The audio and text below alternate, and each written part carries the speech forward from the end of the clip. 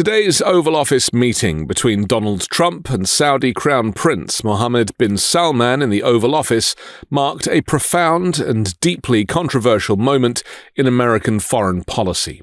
It was a spectacle of political and economic expediency, framed by an extravagant display of diplomatic theatrics that effectively elevated the young prince above the censure he had earned on the global stage. This interaction, following the horrific 2018 murder of Washington Post columnist Jamal Khashoggi, laid bare the transactional nature of Trump's diplomacy, where an adoration of perceived strength, wealth, and the promise of massive financial deals overwhelmingly eclipses human rights concerns and the formal findings of the American intelligence community. Is it appropriate, Mr. President, for your family to be doing business in Saudi Arabia while you're president? Is that a conflict of interest? And Your Royal Highness, the U.S. intelligence concluded that you orchestrated the brutal murder of a journalist. 9/11 families are furious that you are here in the Oval Office. Who are you with? Why should Americans trust you? Who are you with? And the same to you, Mr. President. Now, who are you with? I'm with ABC News, sir. You with who? ABC News, sir. Fake news. ABC fake news. One of the But the worst. question is One of the legitimate, worst sir. in the business. But I'll answer your question. Thank you.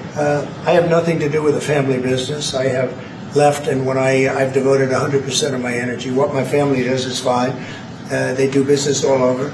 They've done very little with Saudi Arabia, actually. I'm sure they could do a lot. And anything they've done has been very good. That's what we've done. We've built a tremendous business for a long time. I've been very successful. I decided to leave that success behind and make America very successful. And I've made America more successful by far than it ever was, and that it ever could have been, no matter who was president. There would be nobody bringing in $21 trillion, that I can tell you right now. As far as this gentleman is concerned, he's done a phenomenal job. You're mentioning somebody that was extremely controversial. A lot of people didn't like that gentleman that you're talking about. Whether you like him or didn't like him, things happen. But he knew nothing about it, and we can leave it at that. You don't have to embarrass our guest by asking a question like that. Mr. President, you allow me to answer. The events of this visit underscore a central theme: Trump's willingness to defend and elevate Mohammed bin Salman, cementing a pivotal bilateral relationship while deliberately ignoring the moral and geopolitical costs. The most jarring aspect of the visit was the way the White House, led by the president himself, chose to dismiss the killing of Jamal Khashoggi, a U.S. resident and fierce critic of the Saudi regime, by state operatives in Istanbul. Khashoggi's murder was an act of shocking brutality, later compounded by the dismemberment of his body. U.S. intelligence agencies would formally conclude that Crown Prince Mohammed bin Salman had approved the capture or killing himself.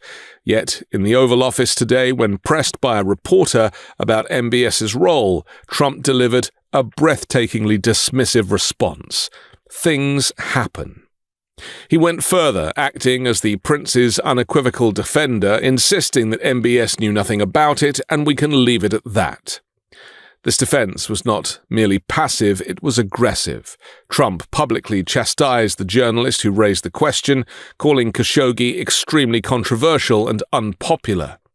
This extraordinary moment signaled a clear priority: the relationship with the Saudi leadership and the money it represented. It was far more important than accountability for a heinous crime against a member of the press. For a leader who often campaigned on a platform of American strength and protection of its interests, this deliberate downplaying of a regime's murder of a US-based journalist served as a jarring contradiction.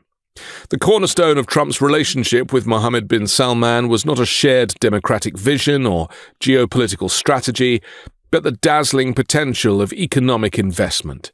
The visit was immediately recast as a celebration of business prowess, initially billed as promising $600 billion in Saudi investment in the US. The Crown Prince, seemingly at Trump's prompt, gleefully announced a far more ambitious figure, a projected investment increase to nearly $1 trillion. Trump responded with broad smiles and effusive thanks, prioritizing the promise of jobs, jobs, jobs above all else. This transactional approach was what truly cemented Trump's adoration. MBS was not merely a head of state. He was the purveyor of unprecedented economic opportunity, a fellow deal-maker, speaking a language Trump understood and valued. "We're doing numbers that no one has ever done," the president boasted.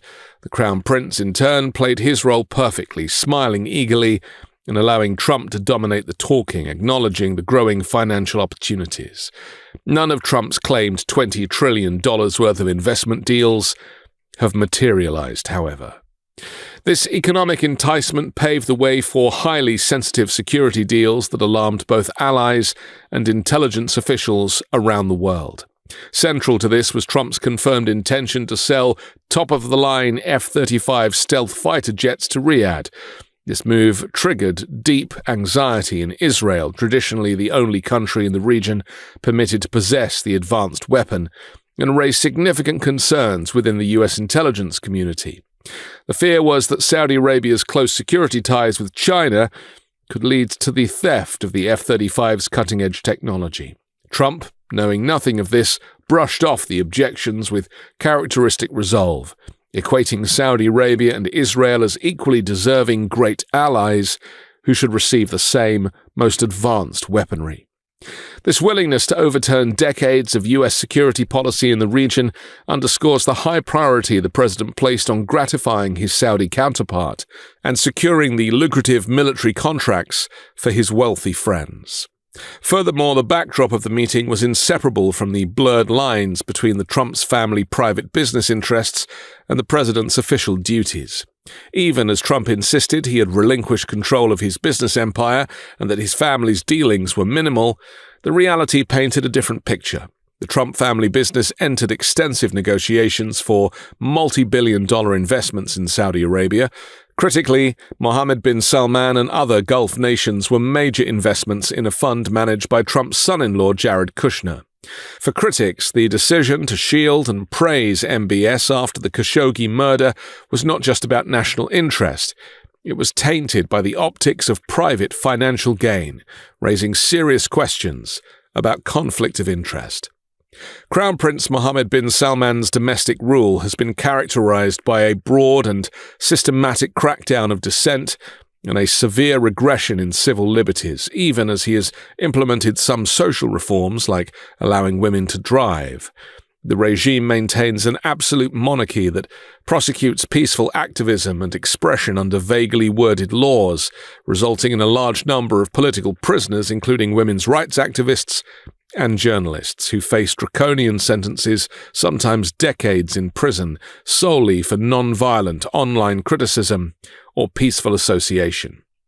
The use of the death penalty has dramatically surged under his watch, with high numbers of executions, often for non-lethal offences or acts committed while the defendant was a minor, frequently following trials that fall far short of international due process standards. MBS has been linked to transnational repression, using tactics like family intimidation and the use of commercial spyware to silence critics living abroad, underscoring a zero-tolerance policy for any challenge to his authority within and outside the Kingdom of Saudi Arabia. Americans take note. It's exactly this formula that Donald Trump is drawn to. In essence, Trump's handling of Crown Prince Mohammed bin Salman's visit, from the premeditated dismissal of Khashoggi's murder to the triumphant announcement of trillion-dollar investments and advanced weapons sales, was a masterclass in prioritizing corruption and personal rapport over traditional values, diplomacy, and accountability.